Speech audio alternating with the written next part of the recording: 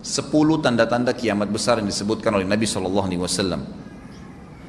Kata beliau, amblasnya bumi di belahan timur yang pertama, terjadi gempa besar. Sebagian ulama hadis mengatakan bagian Asia, di mana Allahu alam. Tapi ini tanda-tanda kiamat besar akan terjadi nanti.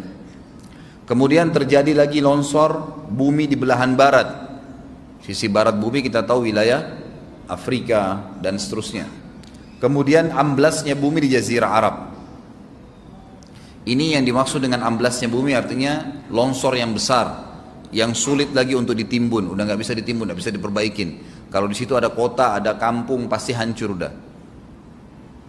3 sekaligus terjadi longsor di 3 titik yang berbeda dan secara waktu atau dalam waktu yang bersamaan. Ini sudah selangsung 3 tanda-tanda kiamat. Jadi pada saat terjadi di timur itu tanda-tanda kiamat besar 1, terjadi di barat tanda-tanda kiamat besar 2, terjadi di Jazirah Arab tanda-tanda kiamat besar 3. Kemudian di dalam hadis ini disebutkan secara beracak. Nanti sebentar setelah saya terjemahkan hadis ini saya akan sebutkan urutannya. Lalu kata Nabi SAW, kabut yang menutupi bumi ini. Kemudian ada Dajjal, jadi kabut itu dihitung dalam hadis ini yang keempat. Dajjal yang kelima. Kemudian yang keenam binatang melata. Nanti akan saya jelaskan juga apa yang dimaksud dengan binatang melata. Yang ketujuh keluarnya Ya'juj Ma'juj. Ini juga akan kita jelaskan nanti. Kemudian yang kedelapan matahari terbit dari tempat terbenamnya. Yang kesembilan keluarnya api dari perut kota Aden yang menghalau manusia. Sulit, manusia tidak bisa melalui Jazirah Arab. Kemudian yang ke-10 turunnya Isa putra Maryam. Turunnya Isa putra Maryam. Tentu saya katakan tadi hadis ini disebutkan dan disepakati oleh para ulama sifatnya teracak. Karena cukup banyak dalil-dalil yang lain yang mengurut kejadian ini.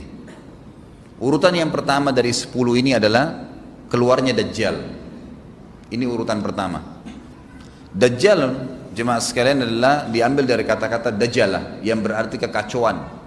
Ciri-ciri Dajjal disebutkan dalam banyak hadis yang sahih adalah mata kanannya yang paling pertama rusak seperti anggur kering.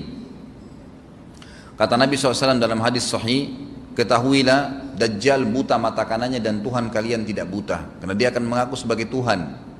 Kemudian dia orangnya memiliki kulit yang kehitam-hitaman serta memiliki dahi yang lebar. Setiap orang beriman bisa membaca di dahinya tertulis 3 huruf kafara. Semua orang yang ngerti tulisan Arab, tidak ngerti tulisan Arab akan bisa tahu dan baca itu kafara, kufur. Rambutnya keriting dan orangnya tinggi besar. Kata Nabi SAW, kalau kalian dengar Dajjal keluar di satu lokasi, maka menghindarlah. Walaupun kalian harus lari ke gunung, dia akan keluar membuat kerusakan selama 40 hari. Kata Nabi SAW, 40 hari itu sehari seperti setahun, sehari lagi yang kedua seperti sebulan, hari yang ketiga seperti sepekan, dan sisa harinya seperti hari kalian.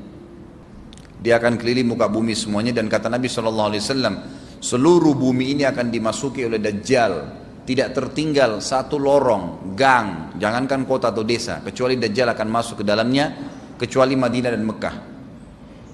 Tidak bisa dimasuki oleh Dajjal. Kata Nabi SAW dalam hadis sahih, karena di setiap pintu gerbang Mekah dan Madinah malaikat menghenuskan pedangnya dan menghalau Dajjal sehingga Dajjal tidak bisa masuk.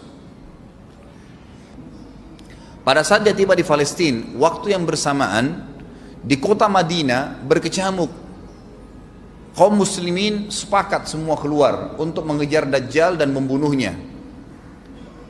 Keluar dari kota Madinah satu orang yang namanya seperti namanya Nabi Muhammad SAW, Muhammad bin Abdullah, dan dia dari turunan Nabi SAW juga. Dan orang ini punya julukan Mahdi, dikenal dengan Imam Mahdi. Inilah tanda-tanda kiamat yang kedua. Pada saat dia tiba di Mekah, dibaiatlah oleh banyak kaum muslimin, tidak disebutkan jumlah pasukannya, maka terbentuklah pasukan jihad yang mengejar Dajjal menuju ke Palestina. Lalu keluar tanda-tanda kiamat 3, langsung berentetan semua. Tanda-tanda kiamat besar yang ketiga adalah pada saat pasukan Imam Mahdi dengan pasukan jihad itu tiba di Darul Baydha namanya. Hadis menyebutkan di menara itulah, di masjid itulah Imam Mahdi mampir sholat asar bersama pasukannya. Dikatakan Isa alaihissalam akan turun sambil memegang kedua sayapnya malaikat, dan dari rambutnya yang basah meneteskan air. Maka dia pun turun, lalu kemudian dia masuk, dan orang-orang pada saat itu mengenalnya kalau dia adalah Isa, dan mereka sudah tahu ini masanya keluarnya Dajjal, ini Mahdi sudah ada, mereka tahu akan turun Isa, sudah ada informasi seperti saya sampaikan ke Bapak Ibu sekarang. Itu muslimin di zaman itu sudah tahu semua. Sholatlah mereka, kemudian mereka menuju ke Palestina. Ringkas cerita adalah Nabi Isa alaihissalam akhirnya tiba dengan pasukan mujahidin di depan pintu gerbang Babulut.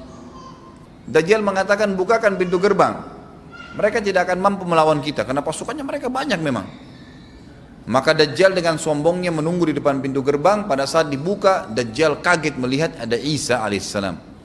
Dan pada saat itu kata Nabi SAW, Dajjal faham kalau sudah tiba ajalnya. Begitu melihat Isa alaihissalam, dia lari dan badannya sambil meleleh di depan para pengikutnya. Pada saat Dajjal mati, pengikutnya pada ketakutan semua. Mereka anggap Dajjal Tuhan, mereka anggap Dajjal orang yang perkasa lah, orang yang kebal lah, beragam macam kelebihan. Mereka kaget pada saat mati, maka bertebaranlah mereka dan akhirnya mereka sembunyi di bawah pohon dan di atas batu. Kemudian batu dan pohon akan memberikan penjelasan, hai muslim ini Yahudi, bunuhlah. Maka dibunuhlah pada saat itu mereka. Lalu Nabi Isa alaihissalam memimpin di muka bumi, dan kata Nabi SAW, pada saat itu Islam, agama Islam yang dibawa oleh Nabi SAW akan masuk ke semua rumah di muka bumi, gak tersisa. Satu dunia ini semuanya Islam. Hadis sahih. Maka Nabi Isa alaihissalam memimpin pada saat itu, disebutkan dalam hadis 40 tahun dengan ketenangan, menerapkan hukum Islam.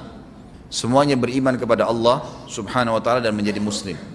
Setelah itu keluar tanda-tanda hari kiamat besar yang keempat, yaitu keluarnya Ya'juj dan Ma'juj.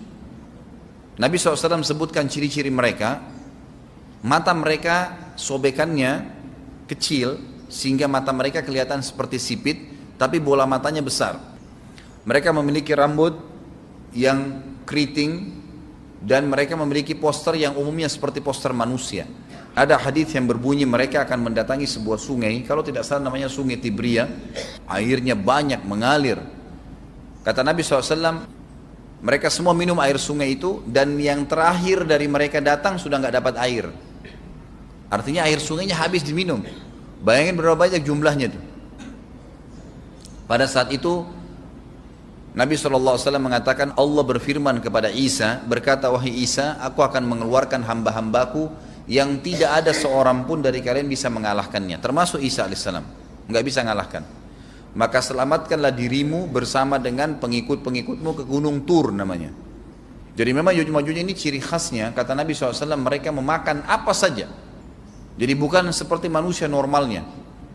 Mereka membunuh semua yang bukan seperti mereka. Sampai-sampai kata Nabi SAW tidak ada yang bisa mengalahkan mereka, dan jumlah mereka sangat banyak. Salah seorang di antara mereka tahu dia akan mati kalau sudah punya 1000 anak. Kata Nabi SAW dalam hadis Bukhari, kecelakaanlah bagi orang-orang yang ada di Jazirah Arab. Kemungkinan besar makna ini adalah tempat mereka dekat dengan Jazirah Arab. Kata Nabi SAW, kecelakaan bagi orang-orang yang Jazirah Arab karena telah terbuka dari lubangnya Ya'juj Ma'juj sebesar ini. Udah kasih isyarat dengan jari ibu jari sama jari tengahnya. Artinya mereka sudah bisa melihat keluar. Pada saat mereka keluar, maka mereka akan mulai membuat kerusakan. Kata Nabi SAW di dalam hadis sahih riwayat Imam Bukhari, bahwasanya Ya'juj Ma'juj akan membunuh siapapun yang mereka temui. Bahkan pada saat mereka sudah merasa menguasai bumi, mereka melepaskan anak-anak panah mereka ke langit. Lalu Allah menurunkan anak-anak panah mereka sebagai fitnah dipenuhi dengan darah. Maka mereka berkata, kami telah membunuh semua yang ada di bumi dan semua yang ada di langit. Kata Nabi SAW, Allah lalu mengizinkan Isa untuk berdoa kepada Allah agar memusnahkan mereka.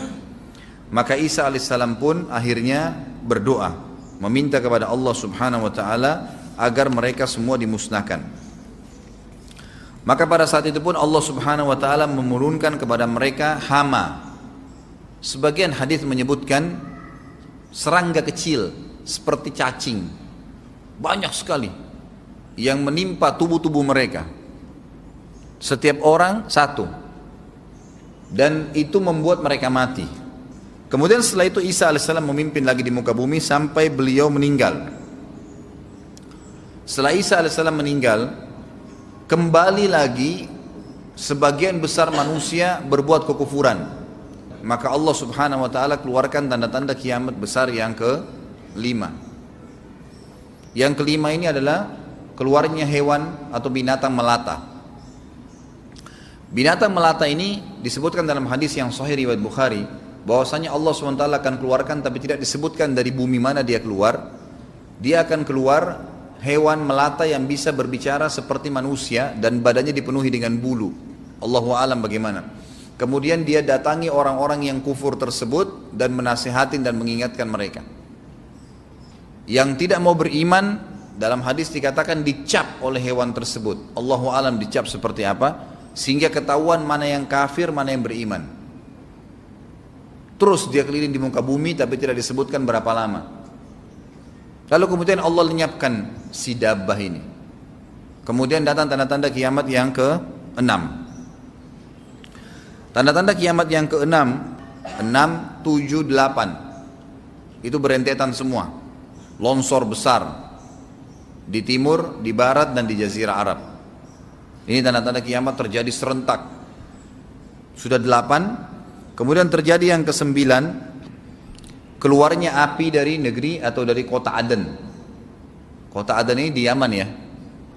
Tentu hadis menjelaskan tentang masalah api yang keluar ini, artinya api bukan main-main, ini bukan kebakaran sebuah masjid atau sebuah bangunan 10 tingkat. Api ini bisa menghalau manusia untuk jalan karena panasnya. Sebagian riwayat menjelaskan api tersebut akan berdiri seperti gunung yang besar dan dari seluruh pelosok dunia bisa kelihatan. Kita bisa bayangkan bagaimana itu. Yang akhirnya akan menggiring atau menghalangi orang-orang untuk jalan, susah. Sebagian ulama hadis mengatakan mereka nggak bisa jalan, tidak bisa ada penerbangan, tidak bisa ada orang jalan karena panasnya bumi ini dari api tersebut. Dan itu memang kemungkinan besar akan keluar satu waktu, Allahu a'lam kapan. Dan yang terakhir tanda-tanda kiamat sebelum ditiup sangkakala adalah terbitnya matahari dari tempat terbenamnya. Dan ini sudah terakhir sekali. Makanya kata Nabi SAW, taubat akan diterima sebelum matahari terbit dari tempat terbenamnya. Artinya selama yang lain itu masih ada, masih bisa taubat. Kalau sudah itu, sudah sulit. Ini tanda-tanda kiamat.